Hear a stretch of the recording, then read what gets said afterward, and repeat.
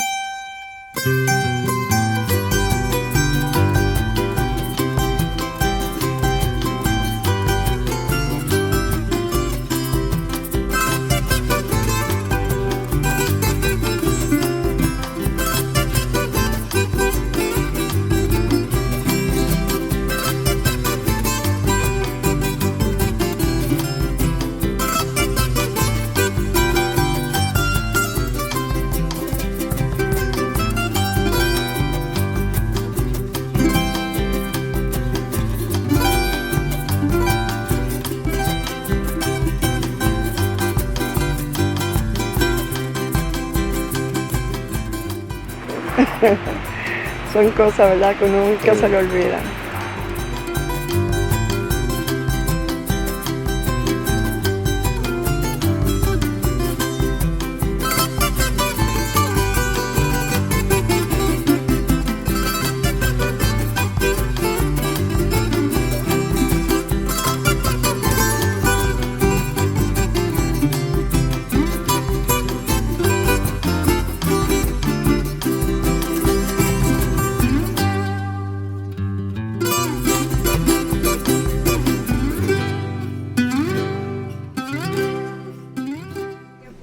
Si fuera otra vez a mi casa, cogería la jataca con que mi mamá servía el café y también me llevaría a los coquitos donde nos daba el café.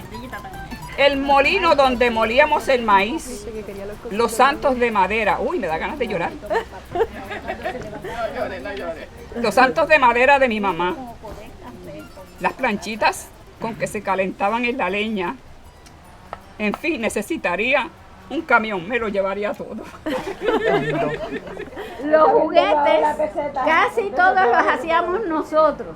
Hacíamos caballitos con palos de escoba y un pedazo de soga o de bejuco. Sí, eso hacíamos nosotros también, esos caballitos. Con las falcas de bajil, yo no sé si así se llaman, pero nosotros les decíamos falcas, que eran las ruedas esas de metal que tenían los bajiles. En casa había muchos bajiles porque había cosecha.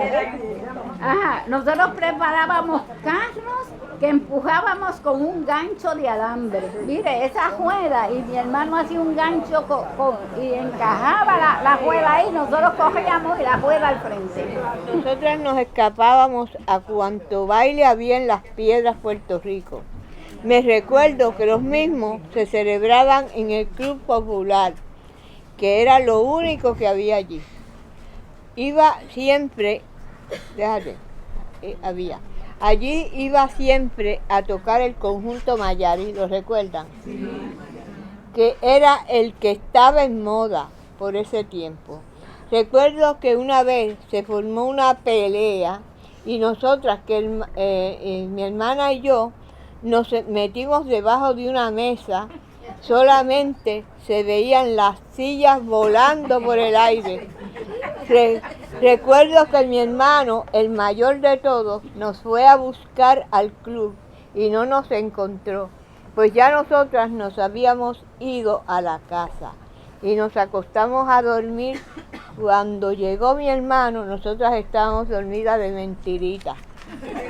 Esas cosas que se sienten perdidas, ¿verdad? Que se creen perdidas con el tiempo, pues al nombrarlas vuelven a aparecer. Y un poco ese es como el estímulo constante y el juego de por qué uno comparte la vivencia y por qué uno apalabra la memoria para que no desaparezcan los objetos y las prácticas y los conocimientos. En Puerto Rico, pues, es prácticamente esa misma generación, la gente que, o quizás un poquito más jóvenes, gente que, pues, se criaron descalzos. Se criaron en una economía donde muchas veces no había suficiente para comer. nuestros visitantes vienen siempre con una historia.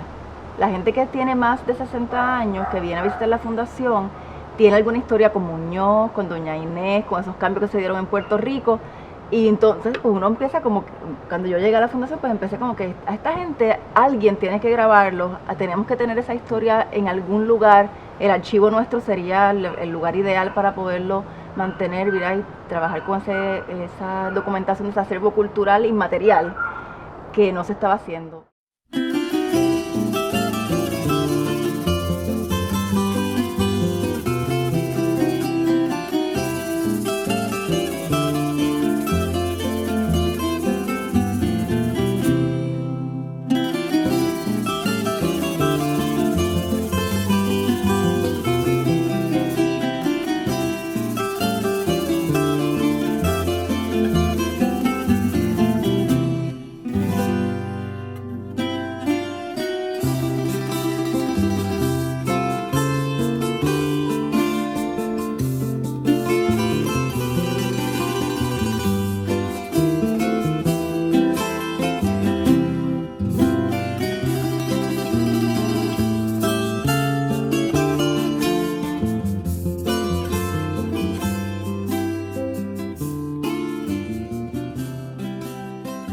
Resulta que aquí en Puerto Rico tenemos viva todavía la generación que vivió y que hizo la transformación grande de este país, de una economía agrícola a una industrial. Y esa gente todavía nos puede contar y reflexiona. Y entonces una de las cosas que yo le pido a mis estudiantes es que escuchen cuál es la evaluación de estas personas acerca del proceso, o sea, de lo que han vivido, del cambio que ha pasado en Puerto Rico durante sus propias vidas. La casa que yo vivía pertenecía a mi familia. Era una casa grande en la finca de mi papá, en el barrio Collores de Humacao, y quedaba cerca de la escuela. Era una casa grande de madera forjada de zinc. Tenía 4 cuartos dormitorios, una sala grande, cocina grande separada por un colgadizo del resto de la casa. Era alta, montada en zocos, tenía jardín alrededor y patio amplio donde jugábamos. La casa donde yo me crié, esa casita estaba situada en Río Blanco. Lo que yo recuerdo es que el piso era de madera y las paredes de lo mismo. No estaba pintada. También recuerdo que el piso estaba con cada hueco, que a mí se me fue un pie por el hueco. Entonces se mudaron de Humacao. De Humacao para Santurce, y de Santurce nos mudamos a Nueva York. ¿Y en qué trabajaba tu papá, tu mamá? Mi papá era el chofer de los Roy y de otros personas de esos ricos, como digo yo, que tenían sus carros y eso, y él era el chofer personal de ellos. ¿Y cuando se muda, en qué trabaja? Pues entonces nos mudamos, porque cuando mi papá los traía a San Juan, pues él parece que conoció gente por acá que le dijeron de un trabajo en las guaguas, y como era chofer, pues entonces ahí consiguió trabajo en la White Star. ¿Qué era lo que tú me contaste? Que Así que la White Star es lo mismo de la AMA hoy en día, tú sabes, que entonces le cambiaron el nombre, pero es lo mismo. Era la transportación pública que había. La transportación pública de aquí, de la guagua del AMA. Cuénteme entonces cómo fue que trasladaron, el barrio entero lo movieron. Lo movieron en unos trailers. En el trailer montaban las casas y las pasaban de Isla Verde al barrio La Cerámica. Ajá. Hicieron una urbanización pequeña, es como una urbanización porque tiene sus calles, una casa al lado de la otra, tienen su dirección, todo, bien eso. Y entonces la casa donde nosotros vivíamos quedó frente a donde era la fábrica de don Luis Ferré. Ajá. Esto que era de bloques de eso, ¿cómo se dice? Esto, ladrillo. Ajá. De los ladrillos rojos eso. Ahí quedó la casa. La casa donde vivía en mis primeros años era del dueño de la finca en el barrio Sabana de Orocovis, o sea, éramos agregados. Esa casa era pequeña, con paredes de yagua y techo de paja. Era muy pequeña, un solo cuarto de dormitorio y una sala pequeña. La cocina era hacia un lado con un fogón que tenía 3 piedras para la olla y debajo de ese fogón se metía la leña. El piso de la cocina era la misma tierra compactada. La puerta de la cocina hacia el patio era de saco, que iba y venía con el viento. La casa era de madera y zinc, y tenía sala grande y 3 dormitorios. El piso era de madera y la cocina era aparte de la sala, y grande. El fogón con leña para cocinar, y tenía el balcón pequeño. La cocina tenía alacena para guardar la compra. También una escalera por donde era la entrada de la casa. Tenía jardín con muchas flores. Había tormentera de matojo. El servicio sanitario era letrinas. Se usaba lámpara de gas para alumbrarnos. Uno piensa en Eduarda, ¿verdad? Que estuvo, Wanda, que tuvo que dejar la escuela después de 9º grado para ponerse a trabajar y trabajó todos esos años en fábrica. Son gente que dejó el pellejo. Trabajaron duro por este país, entonces tienen todo este conocimiento, que no es el conocimiento técnico que tiene la gente joven, pero es el conocimiento longitudinal, es el conocimiento de tu saber por dónde ha pasado el país, que te permite poner las cosas en una perspectiva que es imposible que una persona más joven tenga. Y eso es lo que esa gente tiene para aportar y no los estamos escuchando y los tenemos que escuchar. Recuerdo mi primer sueldo. Llegué a un negocito que había en el pueblo, compré mantecado. Es que fue como una fiesta en mi casa, porque entraba un sueldo más. Le di $5 a mi hermano, le di, si usted va sacando cuenta, le di $5 a mi mamá y dejé $2 para coger la cubanita, que en ese tiempo pasaba una cubanita, una guagua, para el pueblo, que había que pagar 5 centavos diarios. Cuando podíamos jugar, porque había que trabajar mucho. Había que trabajar mucho. De lunes a viernes a mí me daban un poquito libre, ¿ves? Pero los sábados yo era quien tenía que hacer un calderote de arroz, porque mi mamá le daba comida a todo el que llegaba. Entonces yo era quien hacía eso, porque mi mamá había tienda. Mi mamá sembraba, mi mamá bregaba con animales. Mi mamá era una persona muy trabajadora, que la gente se quedaba mucho que mi mamá trabajaba. Mi papá mi papá tenía unos bueyes y a veces que se iba alquilado a trabajar. Y si no, pues trabajaba por allí, pero de verdad que se trabajaba fuerte, muy fuerte. Muy fuerte. En casa no se salía así, no se salía fiesta, no se salía nada. Siendo quien pregunta y quien se sienta a escuchar, mi experiencia ha sido que la mayoría de estas personas no creen que es importante lo que ellos vivieron.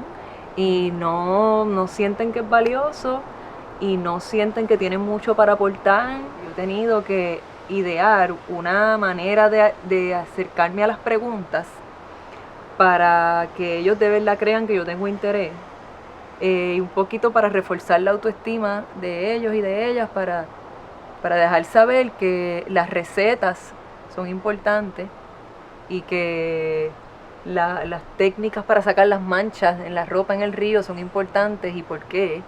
Y por qué a mí me interesa eso y inclusive yo he llegado a usar, ¿verdad? Mi propia realidad. O sea, yo no voy a poder contarle a mi hijo de 8 años eso porque yo no lo viví. Yo solo se lo puedo contar si usted me lo cuenta a mí.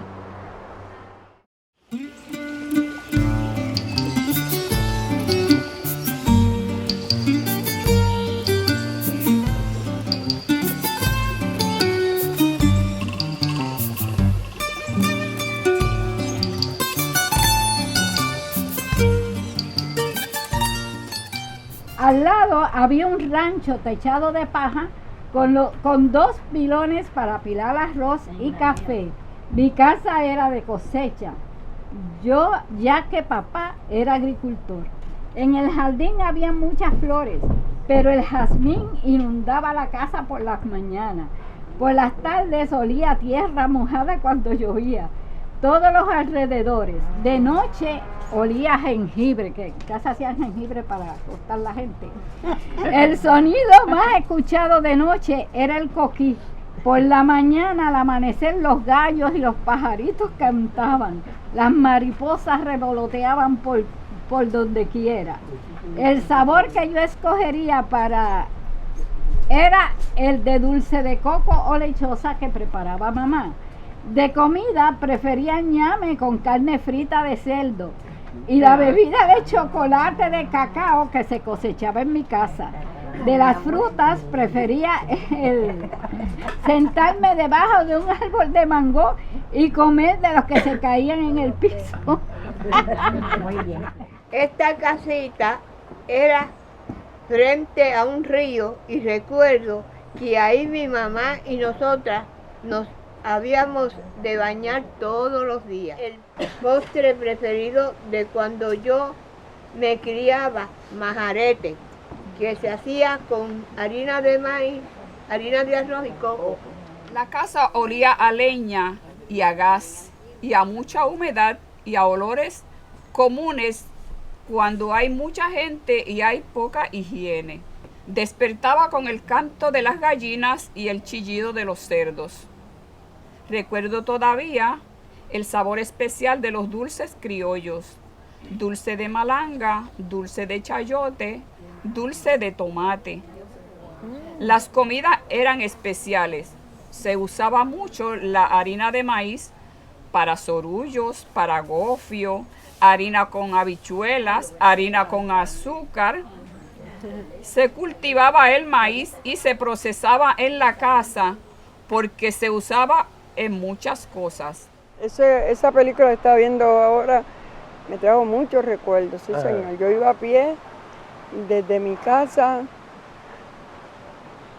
antes no había carretera, era un camino real como decían, y iba a pie, íbamos descalzos.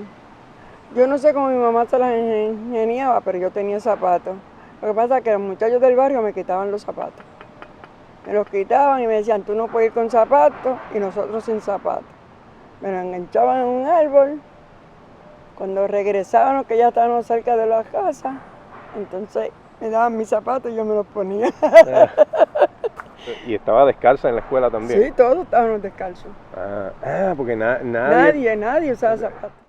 Los museos de historia, como somos nosotros, tenemos una misión particular, especial, en el sentido de que es la historia de la gente la que es importante, no simplemente la cultura material, ¿verdad? Los objetos que se almacenan en un museo o que se exhiben en un museo, sino que en el caso de museos de historia, también esas historias son importantes, eso que la gente, esas experiencias de vida que la gente ha tenido. Y en nuestro caso más todavía, porque nosotros nos enfocamos acá en la Fundación en el siglo XX, que es prácticamente, ¿verdad?, el siglo pasado, es una historia reciente.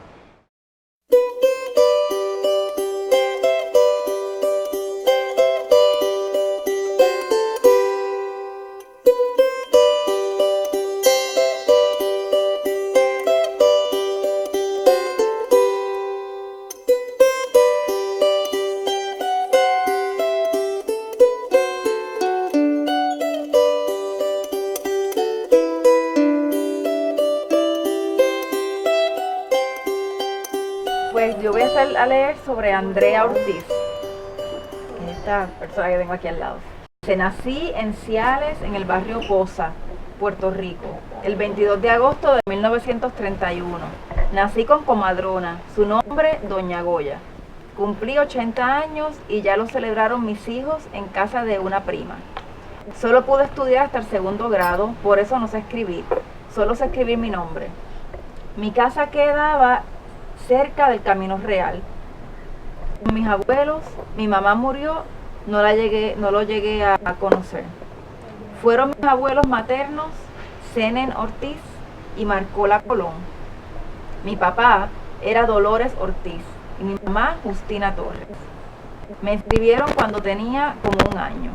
Me inscribieron con un nombre y me bautizaron con otro. Siempre usé el de bautismo y después tuve que hacer un affidavit de que Andrea Teresa, el nombre de bautismo, y Carmen María, el nombre de inscripción, eran la misma persona. Yo, Eduarda Pérez, nací el día 13 de octubre de 1934 en el barrio Martín González de Carolina, Puerto Rico. Un viernes a las 10 de la mañana atendió a mi mamá la comadrona Nicolasa. Mi nombre lo buscaron en el almanaque Bristol y decía Eduardo, rey de Inglaterra, por lo cual me llamo Eduarda. Soy la hermana menor de 4 hermanos. Me bautizaron en la Iglesia Católica de Carolina, Puerto Rico, a la edad de 1 año. La comadrona iba de camino a inscribirme con el nombre que mi mamá mandó a ponerme, que era Aida María. De camino al pueblo se encontró con mi papá, que le preguntó cuál nombre había mandado a poner mi mamá, y él se opuso y dijo que yo había nacido como Eduarda según el almanaque y Eduarda me quedé. Mi papá era comisionario de barrio y mi mamá ama de casa. Mi mamá era, yo siempre le digo a mis compañeras del parque que mi mamá estaba fuera de época. Sí. Porque ellas me cuentan de que sus mamás no le permitían salir, de que su mamá le daban, pegaban fuerte, y mi mamá no era así. Mi mamá no pegaba, mi mamá miraba y decía nombre. Depende cómo dijera el nombre, yo sabía lo que ella quería. Cuando si yo estaba haciendo algo que no le gustaba, ella me decía, María Josefa. Ya yo sabía que estaba haciendo algo que a ella no le agradaba. Pues mi nombre sale de que cuando mi mamá estaba embarazada, mis dos tías, las más pequeñas, pues una se llamaba Paula y la otra Juana, y tenían una competencia de si nacía varón, ese iba a llamar Pablo, y si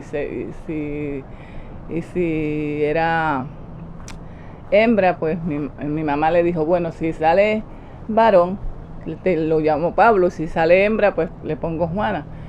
Y al nacer, pues era hembra, pues me pusieron Juana. Y por eso llevo el nombre. Fui trillista. Los otros 2, una niña y un niño, murieron al nacer. Nací en Río Piedras, Puerto Rico. A los 8 años, mi papá fue trasladado para Nueva York y no regresé a mi isla del encanto hasta los 40 años. Pero con todo y eso, soy boricua de pura cepa. Él era soldado de infantería. Mi papá tenía la costumbre de ponerle los nombres a los hijos por un almanaque de un pescado que mi mamá siempre leía, y al saber el nombre donde estaba el día de mi nacimiento, le dijo a mi papá que no me podía poner ese nombre. Mi mamá le gustó un nombre de un libro que leía, por eso me puso Margie. Mi papá estuvo en el ejército de los Estados Unidos por 22 años, 20 por el servicio militar y 2 de civil. Y mi mamá fue trabajadora de la casa, cuidando 3 hijos, un esposo y todo lo de la casa. Yo nací en Naranjito, Puerto Rico, el día que se celebra San Luis Gonzaga. Como era muy de costumbre en mi Puerto Rico, usaban casi siempre el almanaque Bristol. Esa razón por la que soy Luisa y María, que no podía faltar entre los católicos, pues nací el 21 de junio del siglo XX. Mi mamá fue asistida por una comadrona. Con unos años más tarde vi donde nací, era una casa a la orilla de la carretera de 2 pisos. Supongo que algo había bajo el comercio y arriba la vivienda. Me bautizaron en la iglesia del pueblo, San Miguel. Recuerdo a mi madrina María Cid, pero no me inscribieron mucho más tarde, en agosto. Me perjudicó para el seguro social. Esperé, pero gracias a Dios aquí estoy. Fui hija única, por desgracia. Mi papá falleció cuando yo tenía 6 meses. Mis abuelos se hicieron cargo de mí y de mi mamá. Mira qué gordita está. De la nena. Con tanto cuidado a mi mamá no le dejaron casarse de nuevo. Pero bendito sea Dios, enfermó muy pronto y con la enfermedad muy común que había en esos tiempos. Murió cuando yo tenía 6 años.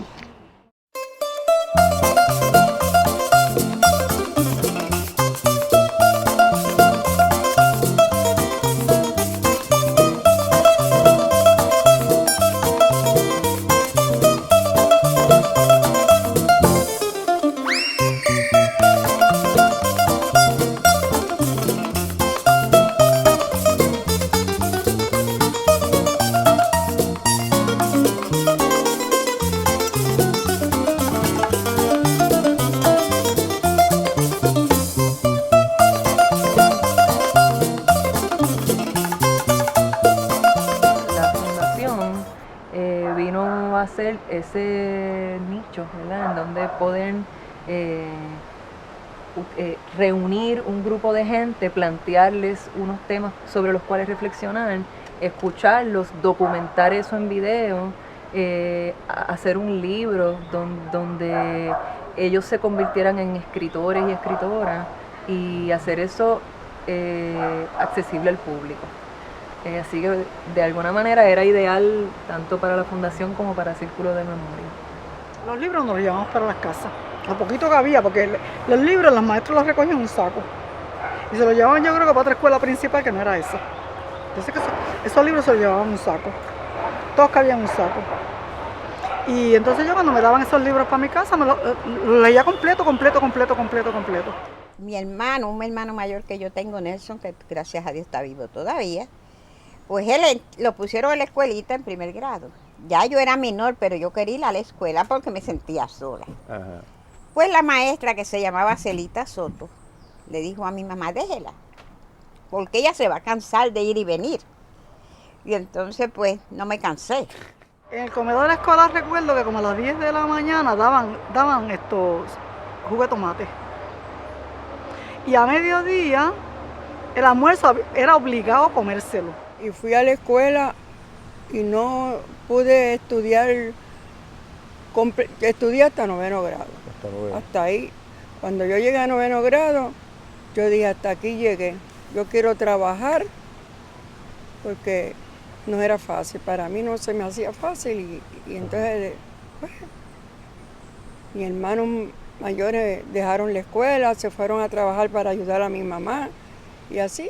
Yo era muy pequeña y en casa se reunían los vecinos por las tardes a cantar y tocar con 4 guitarras, bordonúas, armónicas. ¿Ustedes saben lo que es la armónica? Ajá, sinfonía. Mi hermano tenía como 5 sinfonías diferentes. Ajá, y güiro, maraca, todas esas cosas. Pero la música más cantada eran coplas y muchas veces inventadas por los participantes. Ellos hablaban, por ejemplo, del bejuco de la calabaza, de la hoja de los plátanos, qué sé yo, y de eso se inventaban una canción y tocaban, ¿verdad? Pues cuando yo fui a la escuela, aprendí muchas canciones escolares, como aquella que decía, cual bandadas de palomas que regresan al vergel, hoy volvemos a la escuela anhelosos de saber, ellos vuelven tras el grano que las ha de sustentar, y nosotros tras la idea que es el grano intelectual, y por ahí siguen un montón. Cuando yo tenía 8 años era una niña espigada, flaca, pero muy juguetona y activa. Te he quedado así, qué pena. No, qué bueno. Me vestía con unos trajecitos de tela de flores, falda fruncida que hacía mi mamá y cosidos a mano. Le gustaba ponerle puntillitas y botones. Estaba en tercer grado y llegaba a la escuela caminando por caminos estrechos y empinados. Me peinaban con trencitas y una pollina que ella misma me cortaba. A la escuela no se iba con uniforme y yo hubo un tiempo que iba descalza. Después en la escuela daban zapatos a los más inteligentes. A mí me dieron un par de zapatos que resultaban feos y duros. Te los daban grandes para que te duraran y como se usaban sin medias, te pelaban el pie por la parte de atrás. Era una niña traviesa, de piernas gorditas, tenía pelo largo y en casa me peinaban con 2 trenzas y unas cintas aquí. Cuando yo no quería la cinta, las arrancaba y le hacía un traje a la muñeca. Mi escuela era una casa alquilada en la segunda unidad de Collores y eso cerca como a 3 minutos de casa. Mis hermanas me cosían la ropa y yo tenía que hacerle los bordados que eran unas puntaditas así que ellos me enseñaban de, qué sé yo cómo se llamaba, pata de cruz o qué sé yo. Punto de cruz. Y pata de algo, sí, había una que era una pata.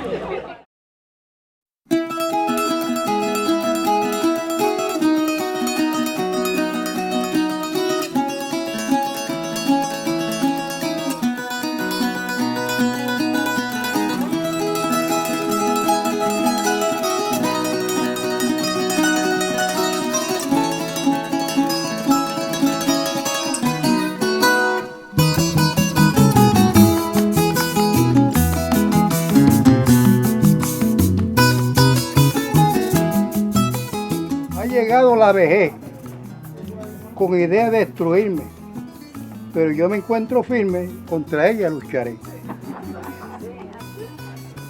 Pero creo que estoy sana, no soy persona achacosa, aunque tengo varicosas y un tobillo que se inflama.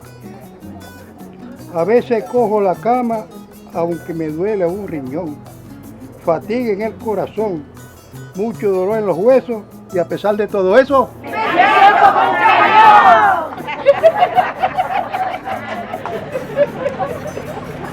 si cuenta no quiero darme de que mi rostro está bien, al pasar frente a un espejo, yo trato de no mirarme. Aunque trato de engañarme y vivir el maratón, yo les quiero repetir, ¡me siento como un cañón! Amén. Ustedes vayan, mira, aquí hay una gemela, hay unos primos, hay unos hermanos postizos, no sé si habrán novios, yo no me meto en eso. Pero ustedes trajeron unas delicias para comer, yo lo que puedo decir es que traigo lo mejor que tiene Puerto Rico.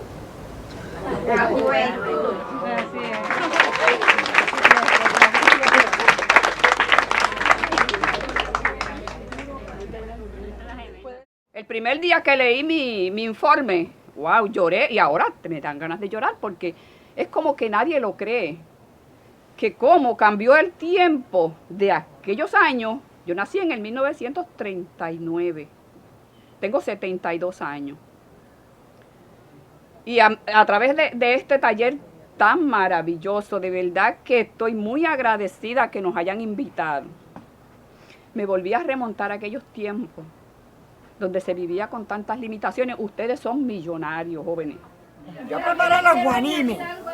A lo mejor algunos de los muchachos no saben lo que es guanimes, pero estos son sorullitos que hay que amasar la harina y uno le echa un puntito de azúcar.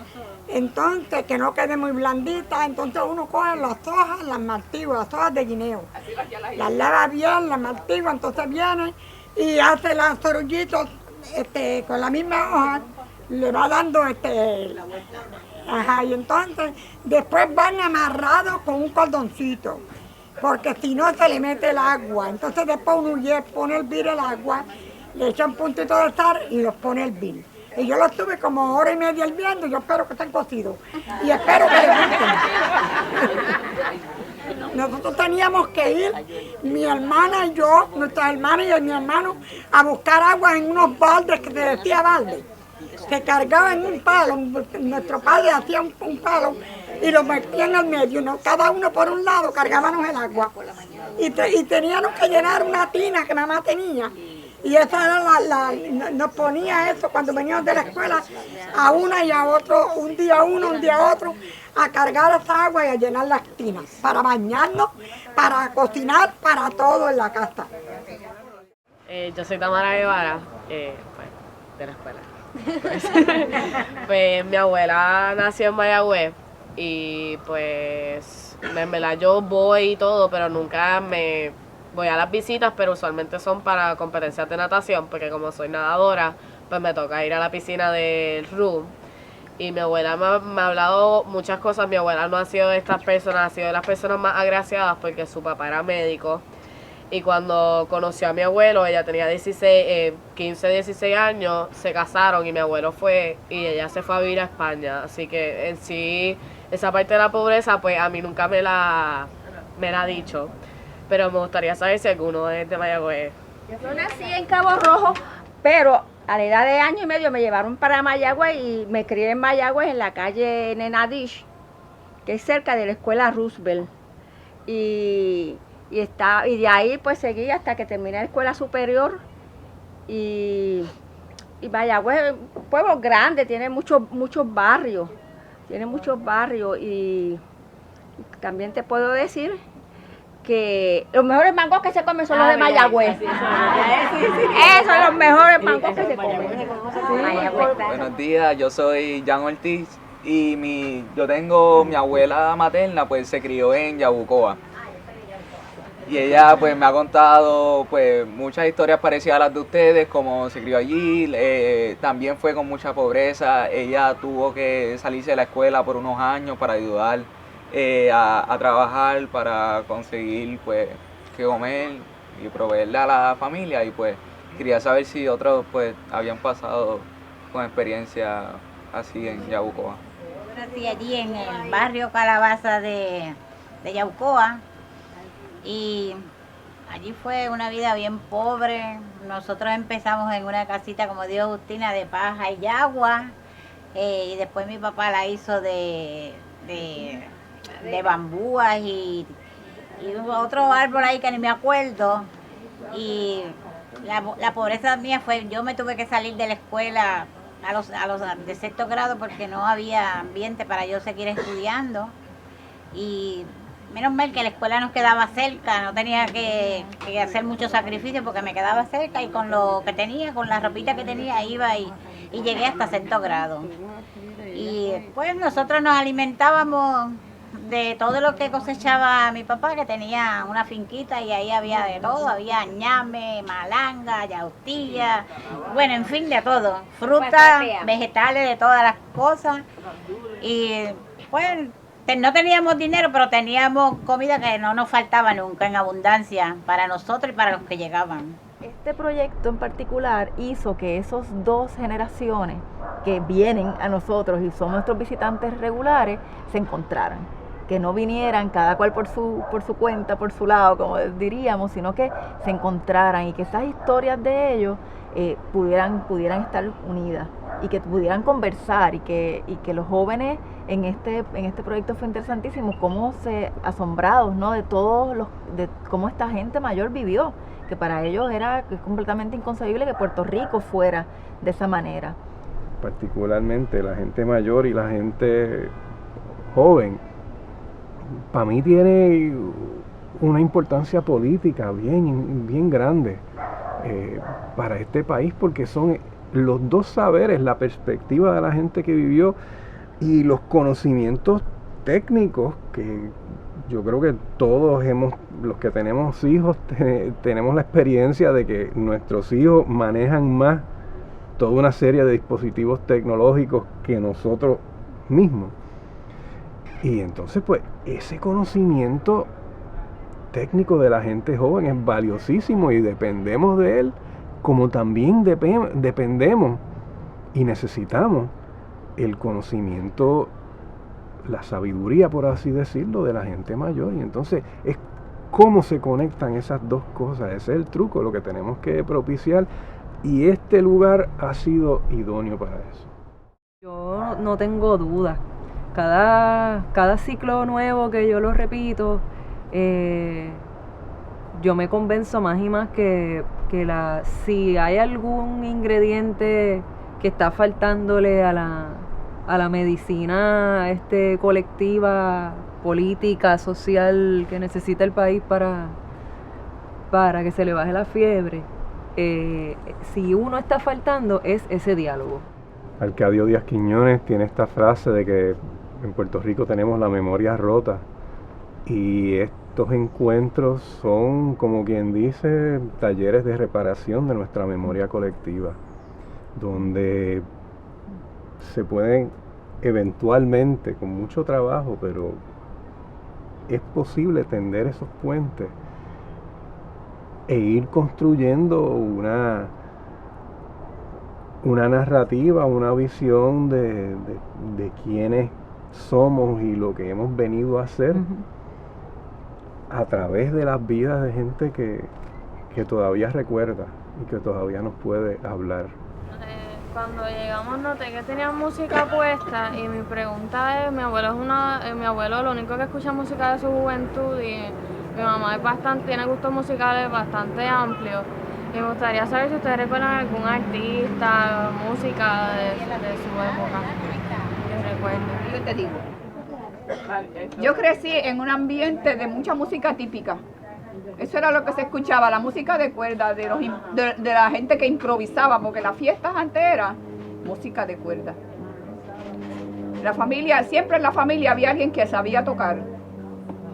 Y por lo regular, el papá y la mamá, mi papá y mi mamá improvisaban. Y cualquier tema, ahí le sacaban una melodía.